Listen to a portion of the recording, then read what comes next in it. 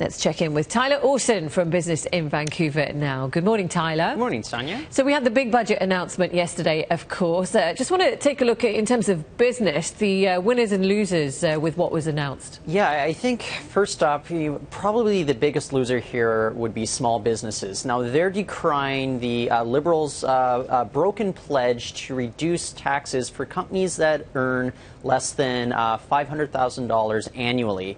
So the Liberals had originally said that they were going to break down taxes. They were going to pull it back to 9% over the course of 3 years. But instead, they've just kept it frozen at 10.5%. The Canadian Federation of Independent Businesses is saying that this is the closest thing you can get to a betrayal as possible. People are not a fan of this. A lot of small businesses are telling BIV, this is going to affect employment, hiring, all that sort of stuff. And it could cost altogether, these are essentially kind of the drivers of employment across Canada. So they're not happy with this. But on the other side of the spectrum, I know tech companies are very happy with another broken promise from the Liberals here. During the election campaign, they had promised to retool the way that stock options are taxed. They were going to increase it. There was a lot of outcry from the tech community about that. They were not fans of that. So the Liberals backed off of that pledge. Instead, they're not touching that whatsoever.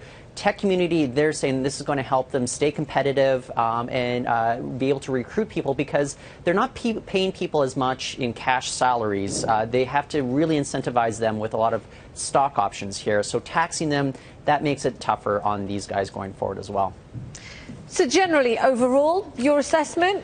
Overall, I would say there's not a ton of big winners in this. I mean, of course, people are going to be happy further down the road when infrastructure gets going because the government has pledged to cover 50% of this spending versus the usual 33% formula that they go in. 1/3 federal, 1/3 provincial, 1/3 municipal. If the federal government's taking care of 50% of this, then all that means there's a lot less uncertainty going forward, especially in Metro Vancouver with all the rapid transit that the mayors want here. Less uncertainty going forward. So there's going to be a lot more happy people in the construction industry, knowing that there's going to be more business coming down the road soon. Yeah, fair point. All right, Tyler, thank you very much for that. Thank you. It's good talking to you. Tyler Orson from Business in Vancouver.